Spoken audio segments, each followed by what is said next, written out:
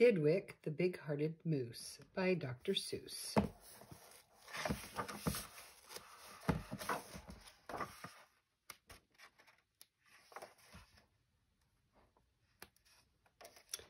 Thidwick, the Big-Hearted Moose.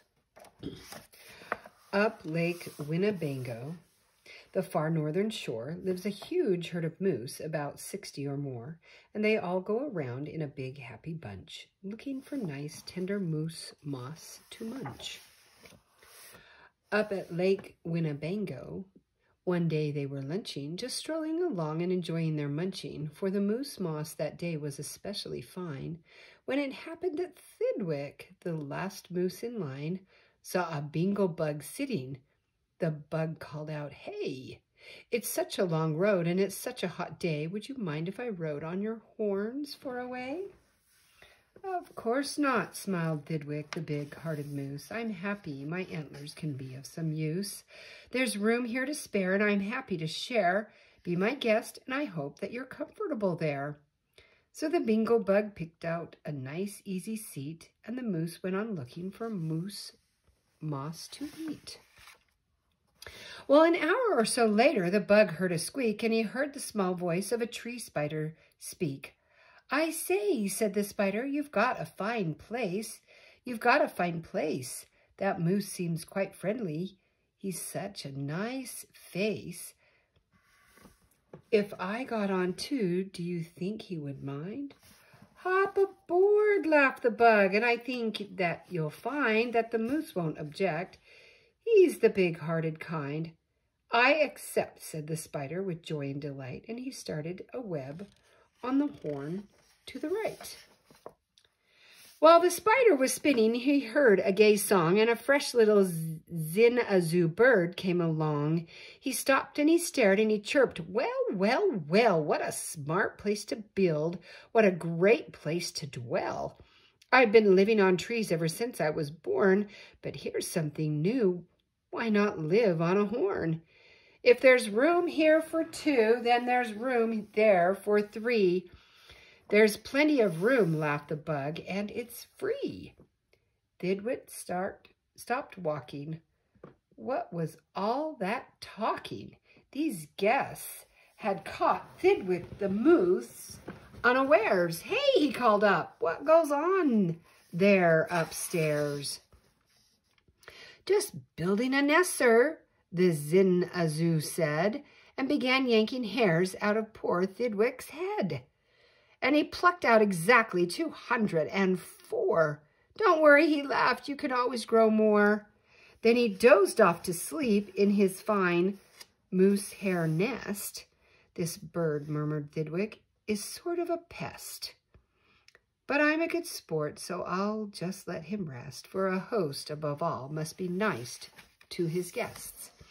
Besides, now it's getting quite late in the day, and surely tomorrow they'll all go away."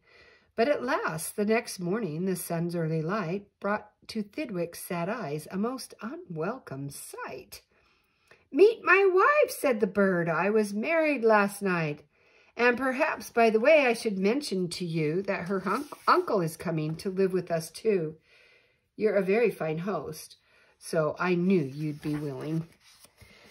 Then the uncle, a woodpecker, started in drilling. Oh no! All Thidwick's friends shouted, "Get rid of those pests." "I would, but I can't," sobbed poor Thidwick. "They're guests."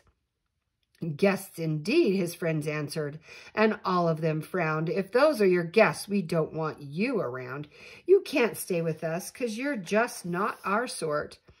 And they all turned their backs and walked off with a snort. Now the big friendless moose walked alone and forlorn, with 4 great big woodpecker horns in his horn. 1, 2, 3, 4. "What holes," whispered Herman, a squirrel who spied him. "What holes to hide nuts in.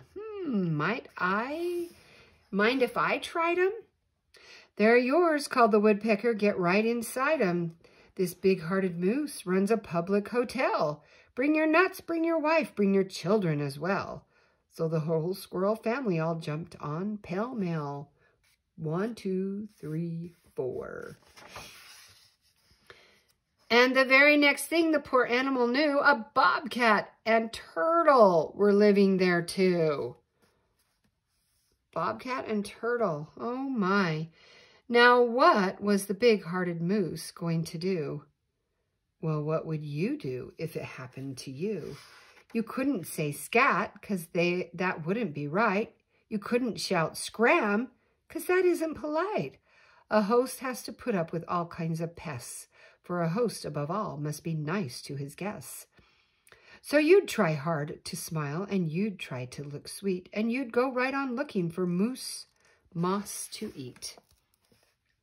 But now it was winter, and that wasn't easy. For moose moss gets scarce when the weather gets freezy. The food was soon gone on the cold northern shore of Lake Winnebago. There just was no more. And all of Thidwick's friends swam away in a bunch to the south of the lake where there's moose moss to munch. He watched the herd leaving, and then Thidwick knew he'd starve if he stayed here. He'd have to go too. He stepped in the water, then, oh, what a fuss. Stop, screamed his guests. You can't do this to us. These horns are our home, and you've no right to take our home to the far distant side of the lake. Be fair, Thidwick begged with a lump in his throat. We're fair, said the bug. We'll decide this by vote. All those in favor of going, say aye. All those in favor of staying, say nay. Aye, shouted Thidwick. But when he was done, nay, they all yelled. He lost 11-1. We win, screamed the guests, but by a very large score, and poor starving Thidwick climbed back on the shore. Then do you know what those pests did? They asked in some more. They asked in a fox who jumped in from the trees. They asked in some mice, and they asked in some fleas. They asked a big bear in, and then, if you please, came a swarm of 362 bees. Poor Thidwick sank down with a groan to his knees, and then came something that made his heart freeze. Bullets came zinging right past Thidwick's face. Guns were banging all over the place. Get that moose, get that moose, Thidwick heard a voice call. Fire again and again and shoot straight, one and all. We must get his head for the Harvard Club wall. Oh, no. Thidwick took to his heels with that load on his head, with 500 pounds on his horns. The moose fled. He could have run faster without all those pests, but a host above all must be nice to his guests. Up canyon, off cliff, over wild rocky trail, with bullets bouncing around him like hail, up gully through gulch and down slippery sluice, with his hard-hearted guests raced the soft-hearted moose. Then finally they had him because of those pests. He had run out of luck. Because of those guests on his horns, he was stuck. He gasped, he felt faint, and the whole world grew fuzzy. Thidwick was finished completely. Or was he? Finished? Not Thidwick. Decidedly not. It's true he was in a most terrible spot, but now he remembered a thing he'd forgot, a wonderful something that happens each year to the horns of all moose and the horns of all deer. Today was the day Thidwick happened to know. The old horns come off so that new ones can grow. And he called to the pests on his horns as he threw 'em. You wanted my horns, now you're quite welcome to 'em. Keep 'em, they're yours.